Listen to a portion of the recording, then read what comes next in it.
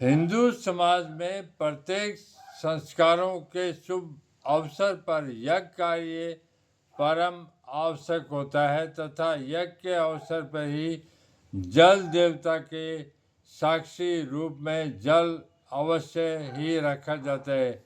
इसी परंपरा को जम्बेश्वर जी ने कलश स्थापना के रूप में प्रतिष्ठित की है। इस कलश स्थापना को समझने के लिए हमें सृष्टि के आदि प्रारंभ में जाना होगा। जैसे कलश पूजा में बताया गया था कि स्थूल सृष्टि होने के बाद देव मानव दानव सृष्टि के लिए परम पिता परमात्मा ने एक अंडा उत्पन्न किया था। अंडे में जल तथा जल में विष्णु की उत्पत्ति होती है। विष्णु के नाभि से कमल विकसित होकर वहाँ पर ब्रह्मा जी की उत्पत्ति तथा ब्रह्मा जी से संपूर्ण सृष्टि का विस्तार हुआ। उसी अंडे के प्रतीक रूप में ये मिट्टी का बना हुआ अंडे की भांति गोलाकार घड़ा रखा जाता है तथा उसमें जल भरा जाता है। जल में ही विष्णु की उत्पत्ति स्थिति होती है, इसलिए इस घड़े में जल में भी विष्णु का निवास रहता है। विष्णु ही सभी का मूल है, जिसका हम घट में मंत्रों द्वारा आह्वान करते हैं। जब कलश रख दिया जाता है फिर उसकी विधिवत स्थापना होती है। जब सृष्टि के प्रारंभ काल में मर्यादा में विकृति आई थी तब परमात्मा ने स्वयं कमल कलश लाकर स्थापित किया था। वहाँ पर ब्रह्मा इंद्र चंद्र आदि उपस्थित थे तथा बाद निरंजन गोरख स्वरूप विष्णु ने कलश की प्रथम बार स्थापना की थी। उसी प्रकार से इस समय भी हम पुण्य मर्यादा धर्म नियम कायम करने के लिए कलश की स्थापना गृह समागमी की प्रार्थना पर करते हैं। इसलिए कलश स्थापक यति गृह स्वामी से आज्ञा लेता है तथा वहाँ पर देवताओं की भांति समाज जाति गांव घर के मुख्य सज्जन लोग उपस्थित रहते हैं तथा अग्निदेव यज्ञ के रूप में रहते हैं। अन्न के रूप में धरती माता रहती है, इसलिए कलश के नीचे अन्न रखा जाता है तथा संकल्प करता हाथ में अन्न लेता है और जल देवता स्वयं कलश में ही रहता है। वायु तथा आकाश तो स्वयं व्यापक रूप से उपस्थित रहते ही हैं तथा माला जो हाथ में रखी जाती है वह भी ईश्वर एक है। पर्या अवस्था में शून्य ही था तथा प्रकृति घटने बढ़ने वाली परिवर्तनशील है। ये ही 108 माला के मन के बतला रहे हैं तथा एक धागे यानी सत्ता से जुड़कर सृष्टि का व्यवहार चलाते हैं। इसी प्रतीक के रूप में माला भी रखी जाती है तथा समाज के या घर के प्रधान व्यक्ति का हाथ ऊपर रखकर के इन देवताओं तथा यति संत के सन्मुख संकल्प कराया जाता है। उन्हें ये एहसास कराया जाता है कि हम धर्म की रक्षा करेंगे तथा अन्य जनमानस से भी करवाएंगे। इसी भावना के साथ कलश की स्थापना होती है तथा कलश पूर्वोत्तर कोण में रखा जाता है।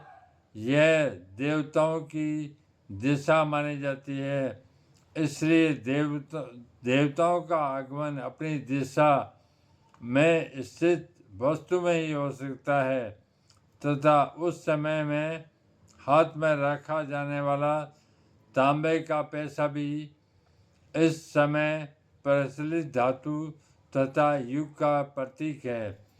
इसके द्वारा प्रतीत हो जाता है कि यह तांबा तांबे का यानी कलयुग चल रहा है। इससे इस समय की शारीरिक बौद्धिक शक्ति का भान हो जाता है।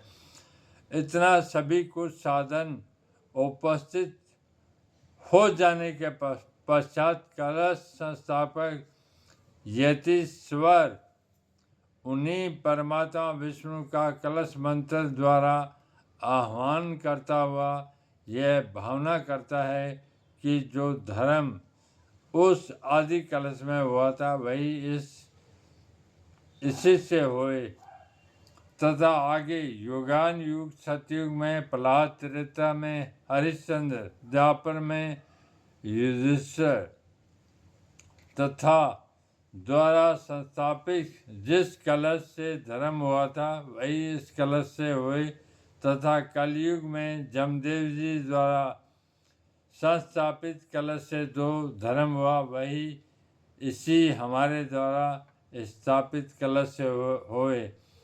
कलश शब्द का अर्थ ही होता है कि वह सर्वोत्तम वस्तु है। सामान्य घड़े में से जल को मंत्र भावना तथा यज्ञ आदि साधनों द्वारा सर्वोत्तम कलश के रूप में स्थापित किया जाता है। ये कलश पूजा कार्य पूर्ण हो जाने के पश्चात केवल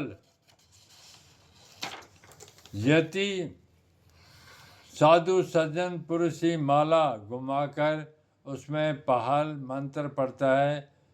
वहाँ पर भी यही भावना की जाती है कि हे कलश में स्थित विष्णु परमात्मा, हम जल के माध्यम से आपको ही ग्रहण कर रहे हैं, जिससे हमारा संपूर्ण जीवन आपके सदस्य से ही तेजस्वी होए। हम बल बुद्धि को प्राप्त करके अपने जीवन का तथा अन्य लोगों का उद्धार कर सकें। इसलिए आपको नमस्कार है।